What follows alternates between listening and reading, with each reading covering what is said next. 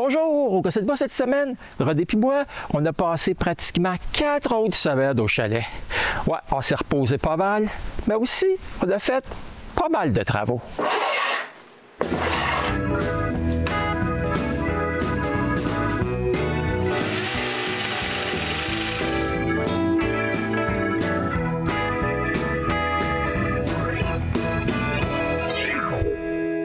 Notre séjour commence la veille quand on met tout ce qu'on apporte dans la boîte du camion. Le lendemain matin, on est au chalet avec tout ce qu'on a besoin pour notre séjour. Après avoir tout rentré dans le chalet, on peut admirer le lac en face de chez nous. Mais on a aussi une couple de travaux à faire, dont couper tout ce bois de chauffage qu'on a ramassé l'automne dernier.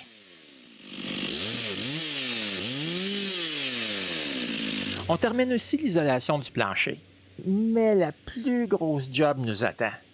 L'eau de l'évier se vide dans ce tuyau de corlon qui est par-dessus le sol. En plus, à des places, il dépasse vraiment du sol avant de se vider dans notre puits sec qui est juste sous ce bout de contreplaqué. On a donc apporté plusieurs longueurs de tuyaux de renvoi pour remplacer celui de corlon. La première chose qu'on fait, c'est de les placer au sol pour voir où il faut creuser. Maintenant qu'on a une bonne idée de leur emplacement, on le marque.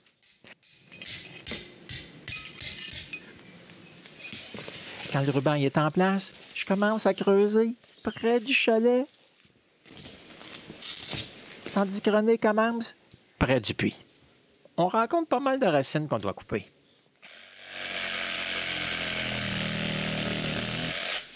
Mais le plus long, c'est quand même de creuser à trancher.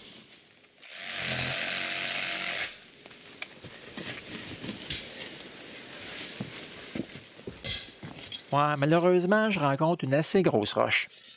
Elle gêne un peu. J'essaye de la déplacer avec le pic, mais tout ce que j'arrive à faire, c'est de le déformer. Je dois arranger ça maintenant, parce que je vais en avoir encore de besoin.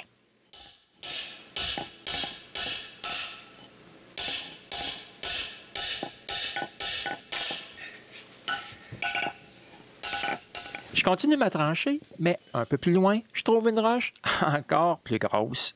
Je décide donc d'élargir ma tranchée. Ouais, mais je suis forcé d'arrêter plusieurs fois parce que René aussi trouve des roches. Ouais, mais les siennes sont plus faciles à se débarrasser. Une roche est directement dans le chemin. René lui fait de la place et je la déplace.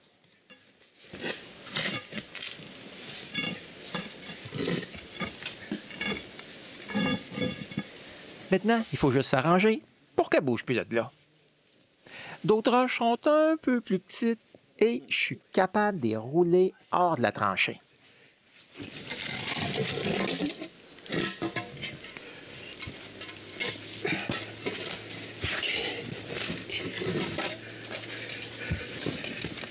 OK, rouler aussi bien qu'on peut rouler une roche de cette forme-là.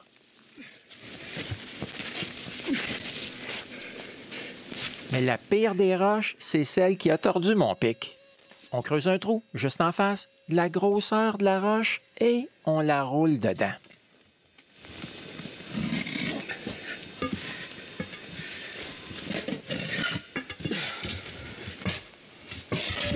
OK, ça n'a pas été facile, mais on y arrive.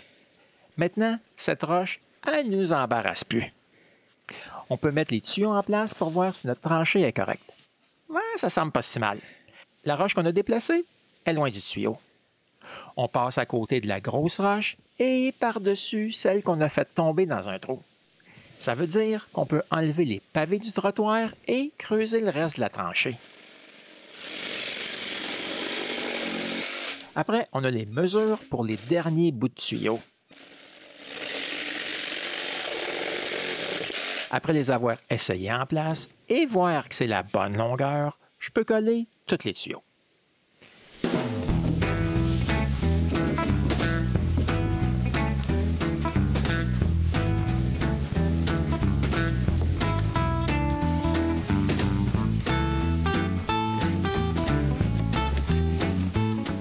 Finalement, nos tuyaux sont collés en place.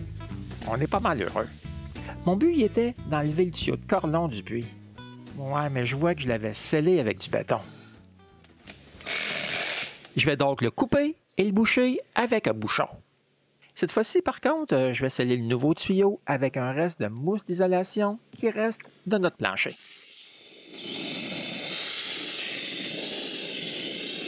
Pendant que l'isolation durcit, je remplis la tranchée à partir du chalet.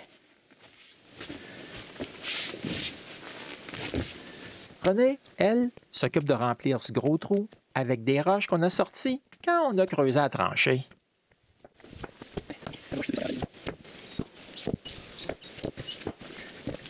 Faut que je prenne celle-là? Ouais, tu peux prendre celle-là. Quand la partie du trottoir est recouverte, on remplace les pavés tout de suite. Ouais, c'est pas facile parce que le tuyau de corlon a laissé un dessous assez inégal. Ouais, mais on y arrive quand même. Il faut maintenant remettre la terre entre les pavés.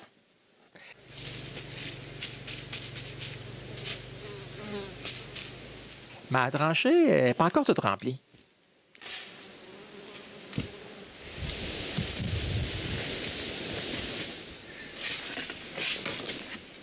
La voici. Tout est pratiquement revenu comme si on n'aurait rien fait. Par contre, on a un bien meilleur tuyau de renvoi.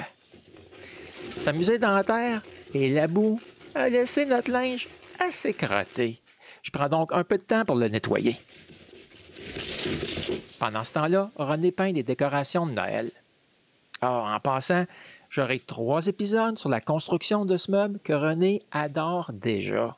Ce sera mes prochains épisodes. Maintenant, elle a une place dédiée pour faire sa peinture et on peut y ranger plein de choses.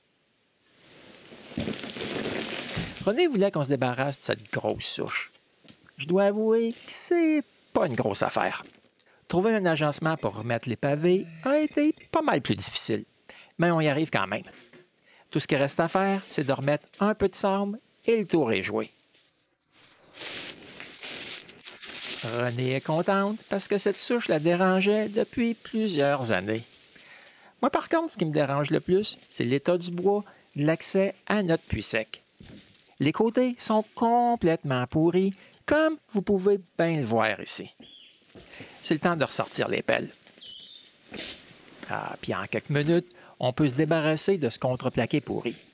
Disons que c'était pas très difficile. On enlève aussi ces bouts de bois pourris qui retenaient le contreplaqué. Le reste de la structure il est assez solide pour ne pas avoir à le remplacer. Comme vous pouvez voir, je suis capable de marcher dessus sans que ça se brise. Ça veut dire que c'est assez solide. Ouais, mais on n'avait pas tout pilé le bois qu'on avait coupé.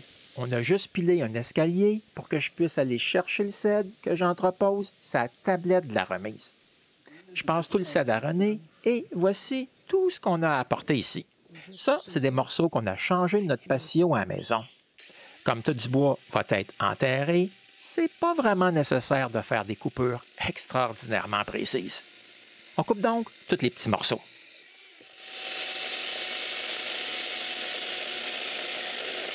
Ensuite, on les visse ensemble.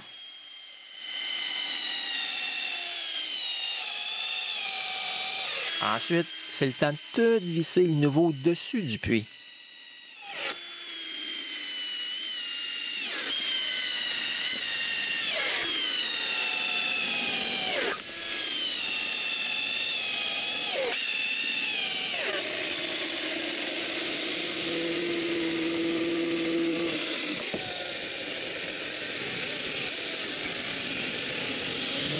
Après avoir coupé l'extérieur à bonne longueur, on peut s'attaquer au mur de l'accès.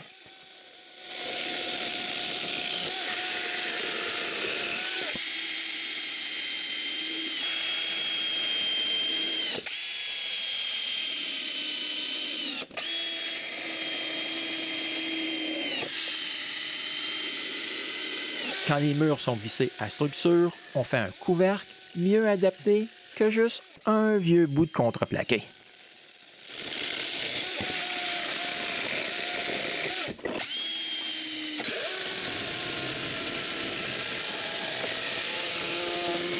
Maintenant que notre nouveau dessus de puits est terminé, on peut le mettre en place et remettre la terre qu'on a enlevée.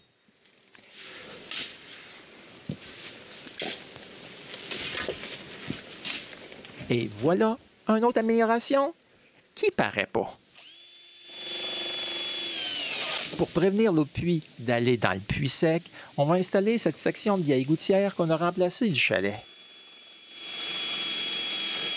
Après l'avoir vissé sur un bout de 2x4, je le visse en place sur la remise. Pour l'instant, l'eau s'égoutte dans cette section de descente parce que j'ai pas les morceaux ici pour faire mieux. Mais au moins le dessus du puits va recevoir moins d'eau. Mais quelque chose nous dérange vraiment toutes les deux. L'angle de la bécosse. On va arranger ça. On commence par enlever les roches. Ensuite, on utilise une sangle pour mettre ça droit.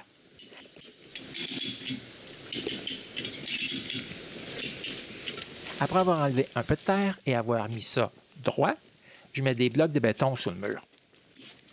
OK, c'est bon.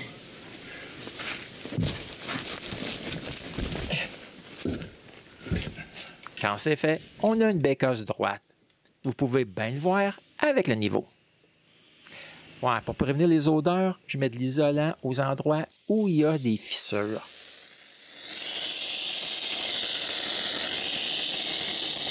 Puis, on replace les roches à leur place.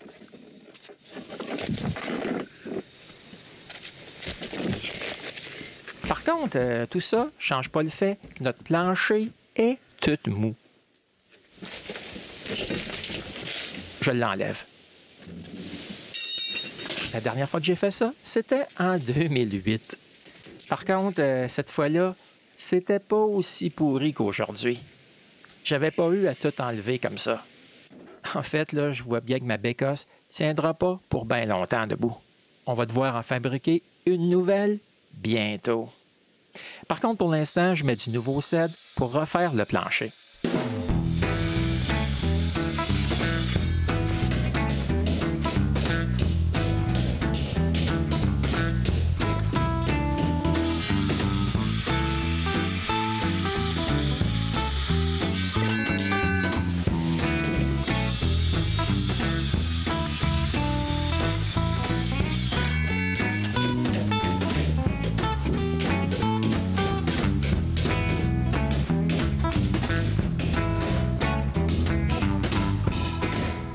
René avait tout enlevé les petites tuiles de la table qu'on a remplacées par la commode. On va l'utiliser pour le plancher.